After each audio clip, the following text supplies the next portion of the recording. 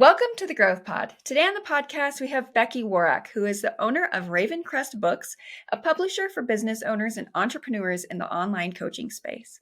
She also mentors online coaches to write and publish their own work in order to grow their authority and build their businesses. Becky, welcome to the podcast. Thank you. Thank you so much for having me. I am very excited for our chat today. You're going to share why writing a book is the ultimate marketing strategy, and I am so excited to learn more. But before we get started, can you share a little bit more about why you think writing a book is so important for business owners? Okay, so there's so many reasons, but I think first and foremost, the reason that writing a book can be so beneficial for business is because it makes you stand out from the crowd, especially in an online coaching world. There is so much competition. Everyone is a coach these days, is the thing to be. And the big question is, when it comes to marketing, how do you stand out above your peers? And writing a book to become a published author is the perfect way to stand out above your peers, to raise your own personal credibility, to raise your brand's authority and credibility, and just to boost your overall reputation. Obviously, there's other ways that you can stand out from the crowd by doing more qualifications, the length of time that you have been in your business and serving clients for. All those things can add to the business's status and your own personal status that you have. But if somebody is scrolling through trying to find a coach and they come across in the bio, uh, published author, online coach, published author, boom, that's the one they're going to click on because it stands out when they're scrolling through and it stops them from scrolling any further, and they're going to take a look at your profile. I love that. So, publishing a book can really be a way to differentiate yourself as an expert in your business, especially if you're a coach and you're looking to gain that competitive edge. So, it sounds like publishing a book is definitely something that will improve your marketing strategy, but I bet there's a lot involved in self publishing a book. Can you share an overview of the steps that it takes from deciding to write a book all the way through to actually getting it live? Of course, yeah. And I think it's also really important to demystify the whole process because when you think about publishing a book, people mainly don't have a clue. And the main method of publishing that's going to come to mind when people hear about and talk about publishing a book is that in a traditional sense where your book gets signed by a publishing house and they basically give you an author payout and do all the work for you. That's kind of how everyone thinks and puts on a pedestal as a bit of a holy grail of publishing. But self-publishing has become so accessible now with modern technology and Amazon's KDP, that it's easier than ever to publish a book, and which is the reason really why wouldn't you publish a book, especially if you have that knowledge within you. So the kind of steps that you would take to decide to publish it is, do I want to add an extra string to my marketing strategy bow? And do I have enough knowledge to fill a book? The next kind of stages that follow on from that are obviously the writing of the book. It then needs to be edited. You need to get the book cover designed. You need to, and contrary to many people's opinion, the marketing can really start while you're still writing the book. So you might think that you kind of get everything done and then start marketing it, but you need to start the marketing for your book really, really early. So whilst you're using your book as a marketing strategy, you also do need to do book marketing as well. So marketing, editing, cover design, the earlier you get your cover design completed, the earlier you can start pinging out visual images of your book into the world. So it goes from becoming an idea into, look, you can see a mock-up of my book. I am going to be a published author, and get everyone excited and everyone talking about it. Once you've got your cover design sorted, you need to get the formatting done. You need to get the proofreading done to spot any errors and mistakes that are in your book. And finally, and this is just a real simple like run through, if you're self-publishing your book, more than likely you're going to be using a print on demand platform. Like KDP, there are many others, and you need to upload your book to the online platform, ready to be printed out and sold in many marketplaces. So that's the overall, just a quick summary of what goes on behind self-publishing a book.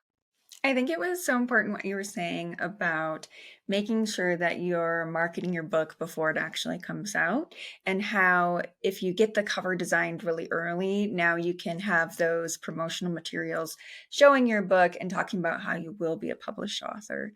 But I also want to go back to something you said, and that was, do you have the knowledge within you to create a book? Something that you talk a lot about is using your existing content, like blog posts or different types of content that you've already written online, to write a book. So, can you share a little bit more about how that looks? Yeah, so if you're an online coach, if you're providing some kind of service to people who need it, you are going to have some kind of background or knowledge. So for me, I usually put them into kind of two brackets of coaches. So you've either got the coaches who have studied really hard, it's their topic of interest, they know everything about it, they're an expert in that topic because they have studied it. And then there's the people who have been through the experience. So there's people, I don't know, for example, hormone coaches, somebody who has struggled with their hormones for a really long time. They've been through the struggles, they've managed to work out how to heal themselves and make their life better, and then they've become a hormone coach. So those are the two kind of people that usually are coaches. And both of those people have so much content already written to already provide the services that they provide. So either they have a blog. Most business owners have a blog now because it's the way that you can increase your SEO by having a blog. Um, that's that is so much content in blog posts. There's email marketing, any kind of emails that you've sent out. They're usually pretty bulky for content as well. Captions from Instagram posts or Facebook posts or LinkedIn articles. If you're an experienced coach, then you're going to have all that experience, and it's probably going to your book will probably turn more into kind of a memoir slash um, non-fiction book slash memoir, because you're reliving the experiences that you've been through to create a relatable image of yourself so that people can read your book and say, oh my God, that's exactly what I've been through. I can't believe she's been through the same. She knows how to cure herself. I'm going to sign up to this person.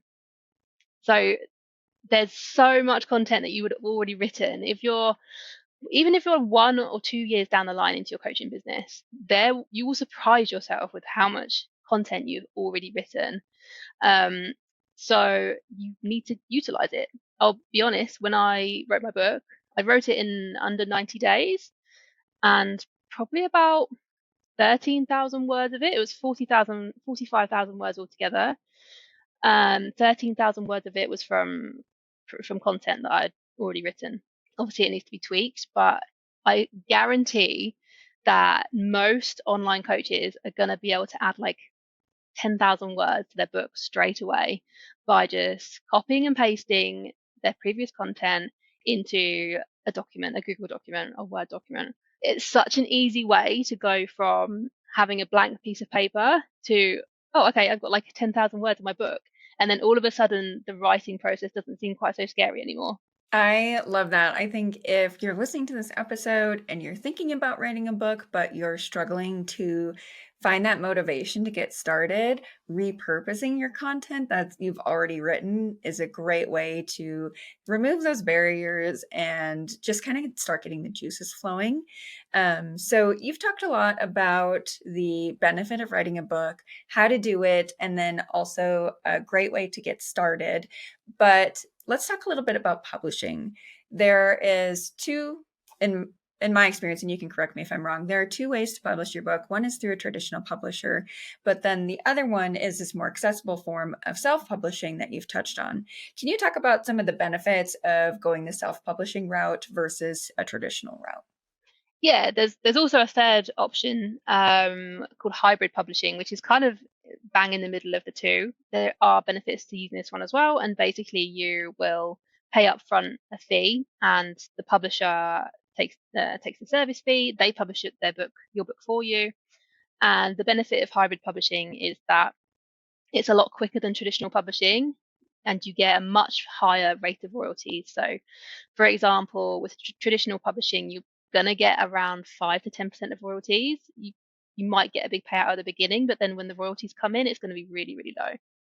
With hybrid publishing, yes, you've paid that fee up front, but because of that investment that you've made, you're going to get between like 70 and 90% royalties, which is much higher. Obviously, with self-publishing, you get 100% of the royalties. You kind of, and I bang on about book goals a lot. Before you decide which publishing route is best for you really need to work out what your book goals are. So, are you writing your book to use as a lead magnet? Are you writing your book because you want to become rich and famous as an author? Are you writing your book because you want to get access and use your book as to open doors to speak at events and gigs that you might not have got if you weren't a published author, but because you're now an expert in your field, because you're a published author, people are more likely to take you on board for these speaker conferences. Each method will bring its own benefits. For example, if you're wanting stardom from becoming an author, traditional is probably the way to go, but it's not going to be a quick process. It can take years to even get accepted, and then once you get accepted, it can take even longer to actually get your book published. If you want it really quick, then hybrid or self-publishing is the way to go. If you want to take all the royalties yourself, then self-publishing. There's so many pros and cons. I can drop the link for a blog post that I've written that goes through literally all the pros and cons of all of them. You need to think about your book goals, and that will also have a knock-on effect with the kind of marketing that you do for your book as well. I love that. I think it's so important what you said about beginning with your end goal in mind and then choosing the publishing route that best supports that. You mentioned one of the biggest differences between those three methods is the amount of royalties you receive, but I'd imagine that there are some other costs as well. You mentioned in hybrid, you pay an upfront fee to the publisher in exchange for the higher royalties. What are the other costs in the hybrid and the self-publishing model that maybe you're not thinking about as you're writing your book, and they maybe will surprise you once you're trying to go the more self or hybrid route? So this is a topic I enjoy talking about because people, when they hear about self-publishing, they think, okay, self-publishing is free. It's free. Like this whole process is going to be free. It is not free. It's not free to self-publish. Technically speaking, it can be free, but if you're going to do a good job and you want your book to be successful, which is kind of the whole point of writing your book in the first place, because you want to use it to reach another goal, you need to produce your book to a high level, which is not free. So I write about in my book. I go through the whole self-publishing process, and there are parts of it that you can do on your own, such as the formatting, such as the proofreading. Although with the proofreading, when I say on your own, you can do it for free, but I would always recommend have other eyes come in and do the proofreading for you because you're not going to spot your own mistakes. So there are aspects of it that are going to be free. If you're a graphic design genius, then of course you can design your book cover for free as well. But if you're not, it's so important to recognize where your skills are lacking and outsource that job. Please outsource that job if you know you can't do that. The editing is for me, it's the most important part of publishing your book. And it's one of those ones where self-publishing authors tend to skip over because it's so expensive.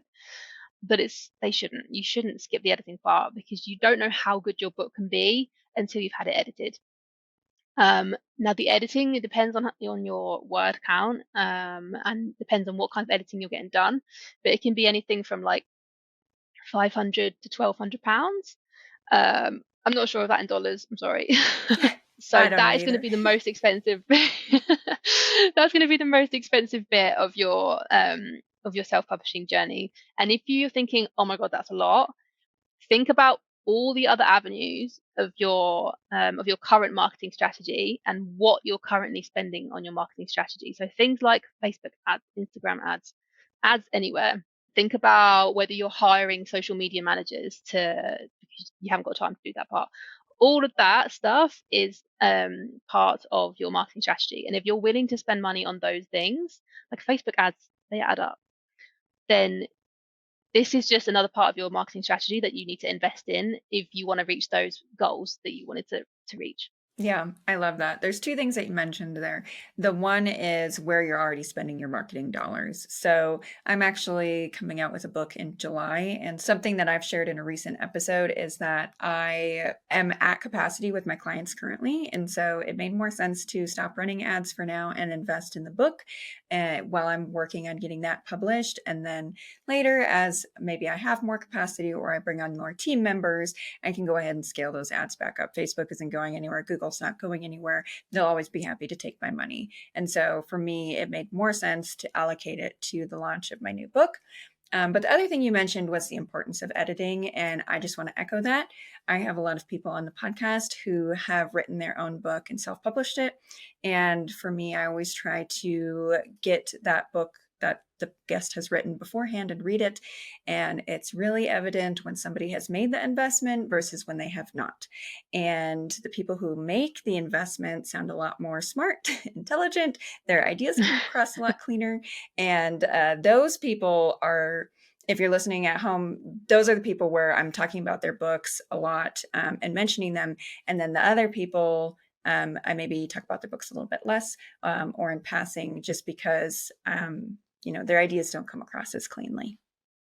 Yeah, that's so important. You've hit the nail on the head with the how your ideas come across, because if you've written the book, then obviously the ideas, they come across fine to you because you've written it and you've written it in context and you know exactly what you're talking about.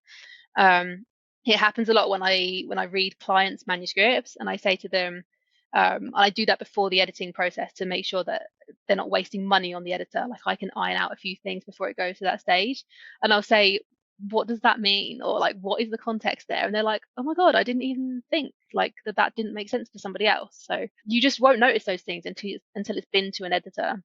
And when you talk about things like book covers, it's so obvious who has invested in a designer and who hasn't. If you just scroll through Amazon, you will see who has invested and who hasn't, because some of the covers out there are awful.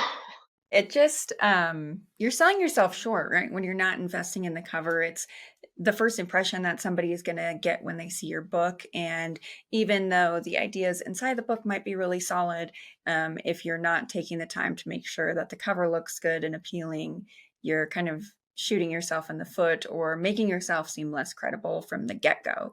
Whereas if you make that investment and everything looks good, you look credible, your ideas in the book are great because you had an editor, and then that makes you look like a better authority on the topic as well. Yeah, exactly. You've got to remember, if you're gonna go for if you're gonna go through the self-publishing journey, your book directly reflects you. So if you're, like you said, if your book looks rubbish, you look rubbish. So that's just one thing to keep in mind through the whole process.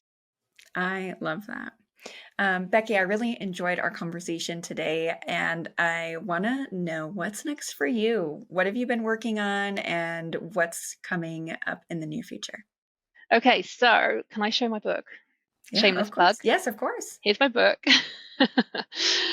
So this is, and this, just to point out as well, this like looks like a good size book, I think, and this is only 40,000 words. So if you're thinking it doesn't sound like that much, and you're thinking, oh, it's going to look like a pamphlet or a leaflet when I print it, this is only 40,000 words. It depends how you format it. So this is my book. If you're thinking about writing your own book, this is for you. So it literally takes you through the whole process of self-publishing. There's 2 chapters on marketing in there as well. There's a chapter on how to hire a freelancer without getting scammed, which is pretty huge. There's how to create your publishing timeline. And most importantly, that self-publishing isn't free, and to help you to understand your own goals and why you're writing your book. And that's just to really launch off the book in a positive way and to get you on the right track so that we can really publish a book to a high standard. So that was out. That came out on June the 1st. You can buy this on Amazon. Congratulations on launching your book. I do want to clarify to the listeners that Thank I you. did not talk about your book during this episode, not because it's not good, but because it just came out and I have not had a chance to read it yet. So I feel like I put my foot in my mouth there by saying like I don't talk about certain books. That is not the case here. I just haven't had a chance to get my hands on it. But the link to everything that you just I'll mentioned will be forgive in the you. show notes. Yeah, thanks. So the book will be there if you're interested in self-publishing your own book, or even if you're just interested in learning more about it. Becky, I really appreciated you coming on today and sharing everything that you know about self publishing.